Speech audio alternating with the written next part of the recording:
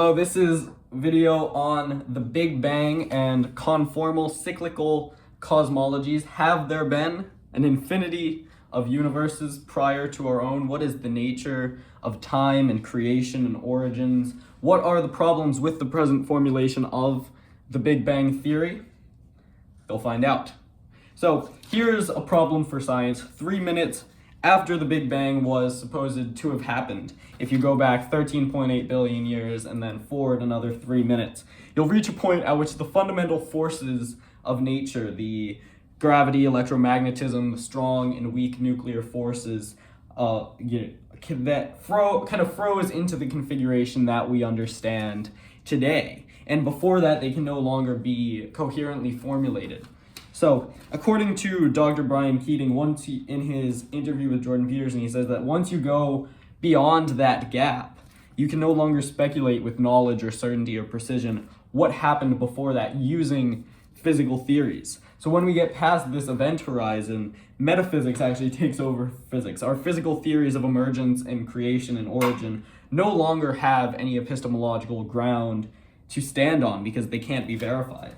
And so this is why Keating says that it's essentially an assumption that the Big Bang was, in fact, the beginning of time. This is an ungrounded assumption. And the theory, the postulate, will say that the Big Bang, the theory that the universe began in this hot, dense, high-energy, point-like singularity and began expanding into the ether as though a rubber sheet would.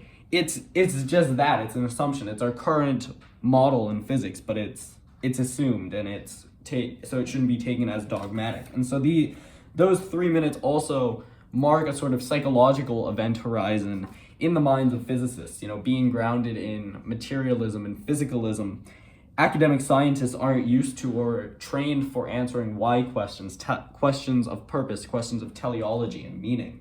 And so, like Cosmic Skeptic said on his podcast with Philip Goff, physics seems to describe what things do, not what they are. The question of emergence and creation is arguably not even the kind of problem that physics itself could answer. And it can't relate to the actual, real, ontological ground of being, the ipsum esse subsistens, the sheer act of being itself. And very serious physicists like Roger Penrose, for instance, whose theory of conformal cyclic cosmology is what this video is going to focus on, have contested this model of emergence. So where our physicalist theories have failed us, thusly to theorize about the origin and creation of the universe, we must use logical induction in the language of metaphysics, which is the CTMU, as opposed to the half language, the semi-language of physics, in order to create such a theory. And I think it will be plain to see very soon that our model of the physical universe must be embedded in a metaphysical universe, and our model of origin and creation, our physical models, must be self-dual to a spiritual model of origin and creation, which actually bears heavily on traditional religious cosmologies.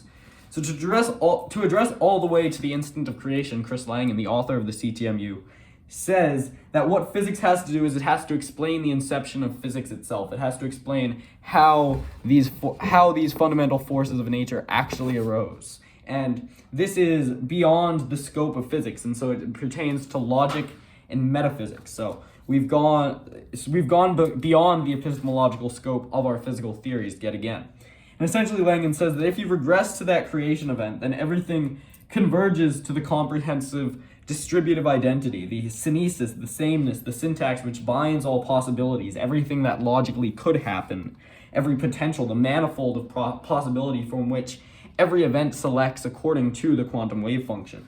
So this is why Dr. Brian Keating says, we live in a quantum universe. The universe is filled with an infinite tapestry of potentiality. This is the quantum wave function, that what we perceive as particles prior to observation are actually, these probabilistic spaces of various potentials. And so there's this assumption in a number of places that the cosmos that's inhabitable, the structured and orderly and harmonious universe, is a manifestation of this multiplicitous potential, that it's actually creating order out of that chaos. It's the primordial chaos, it's called in classical mythology, the tohu and bohu, formlessness and void in Genesis, quantum foam in the language of modern physicists, or as Chris Langan calls it, unbound telesis. And Jordan Peterson, in his interview with Brian Keating, actually points out that for instance, when Judaism says, "Blessed is he who spoke and the world came into being," and it's presupposing that the order is good, the logos, the telos of the cosmos is extracted out from the multi-potential field of, potentiality, this quantum space, as a consequence of the action of some structuring force. That suggests actually a personal and conscious creator. So Langan thusly says that all of the physical things that happen after that singularity are basically outcomes of that logical structure, that metaphysics is prior to physics, as Aristotle says. And so this gets to Langan's idea again of unbound telesis, or UBT. Gravity, electromagnetism, the nuclear forces they have to generate themselves from the original form of the universe as unbound telesis. Pure ontic potential, zero informational constraint, unconditioned reality. Again, ipsum esse subsistence, the sheer act of being itself. And then the ordering good, God, if you will, selects for what is the best possible universe. And many people don't believe that this is the best possible universe. Perhaps God made a mistake or there is no God. But Langan says that this is nonsense. He says that in his interview with Keith Woods, that if you take everything into account from the alpha to the omega, from creation to destruction, from all of time, including the future, then the universe is optimally structured in such a way that it will lead to the emergence of life, which can then make this the best possible universe for ourselves and for everyone in it. There's a teleology, there's a purpose and meaning to everything in the universe. So the universe is constantly self-generating. It's not a static or geometric object, but rather is continuously evolving as a self-representational and infinitary manifold and it's evolving through the free will of its observer participants, of people in reality, or actually give lattice to space and time. And God harmonizes all of those wills to create what Tyler Goldstein calls the supersubjective universe, which appears to be a kind of objective manifold, but is really fundamentally related to the personalities, the individuals in the universe, and including the individual personality of God, the creator. And so this also bears on John Wheeler, another famous cosmologist's idea of the self-excited circuit, that somehow all of the observer participation, all of this quantum information generated that's selecting from these multiplicitous potentials, somehow all of this participation throughout all of time from sentient observers gives rise to, and in a sense meaning to, the original creation event, retroactively. And so where perception is generalized to the act of self-generation, and logos, the ordering principle of creation, is thought to be represented in terminal reality, like Coronius Focus says, as truthful perception manifested in the universe as a creative force. This makes sense. Our participation with the universe is coupled to the generation of the universe, and that's how the universe structures itself optimally, through this telic feedback. So of course some states are still more likely to occur than others. We don't live in a random universe, but it's still self-generative, and thus it's a real alternative to determinism. It's not determinism, it's not randomness, it's what Langan calls self-determinacy.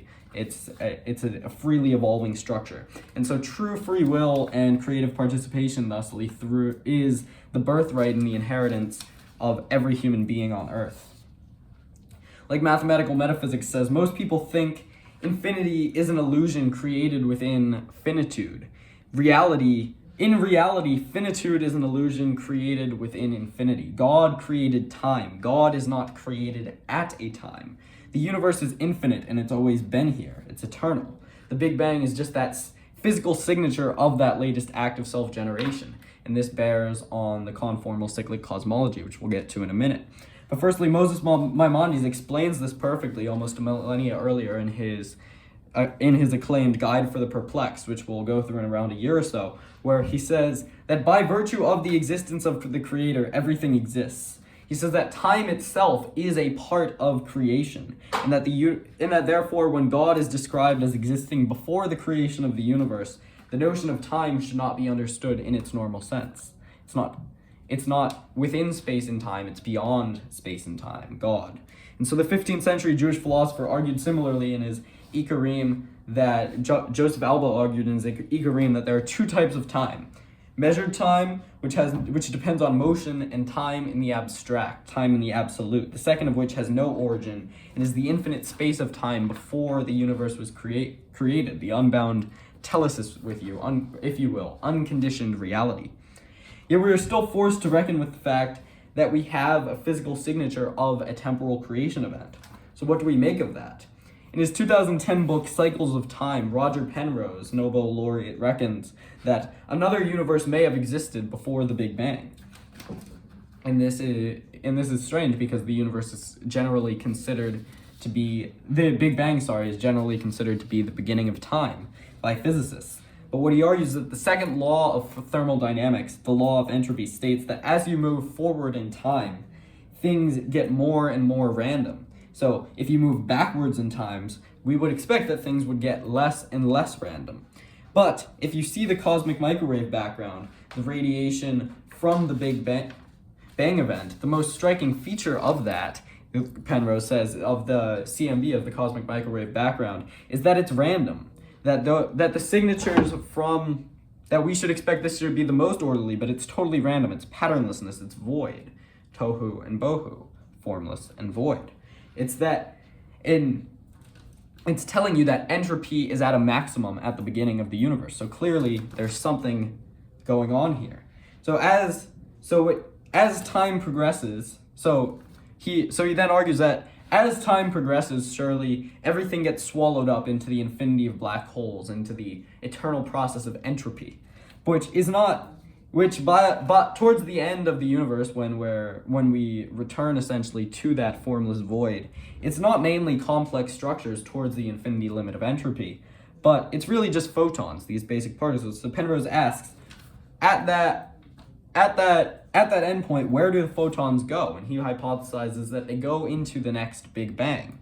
The other side of our Big Bang, according to Penrose's theory, was the remote future of a previous eon. In the physical signatures, the radiation we see near the beginning of the universe is from that previous eon. It's actually generating that. And so this leads to Penrose's theory of conformal cyclic cosmology, CCC. The universe iterates through infinite cycles, with the future time-like infinity of each previous iteration being identified with the Big Bang singularity of the next. And in Penrose's thought, infinity is sort of a fundamental property of both mathematical and physical structures, and thusly of our universe. So the Big Bang is really what it would appear as though if it were represented by a dot on a paper, a point-like singularity. It's a period mark which punctuates each eon, each iteration of the universe. And an eon, an indefinitely long period of time, is what its original definition is in Platonism. It's a power existing from eternity, an emanation or phase of the supreme deity. So perhaps this infinite cycle of Big Bang could be understood to be emanations of the love and light of the one infinite creator, as Leela, as its divine play with infinity. So these things cannot yet be known for certain, but I would suggest that they're probable. Questions of creation are of course of the most profound and sublime nature, and of course are of a divine nature in some real sense. So I'll close off this video not with a statement of reason, but with a statement of faith, a deeper faith, an innate conviction, a perception of truth that transcends reason in all categories of rational understanding. In the words of the great Moses Maimonides, I believe with perfect faith that the Creator, blessed be his name, is the creator and guide of everything that has been created. He alone has made, does make, and will make all things. I believe with perfect faith that the Creator, blessed be his name, is the first and the last. And finally, my favorite quote from Alice in Wonderland. Alice asks, "How long is forever?" The White Rabbit says, "Sometimes just one moment." Thank you for the light. Shine forth in the darkness. May the peace of our Father in heaven be upon you. Like and subscribe. Peace.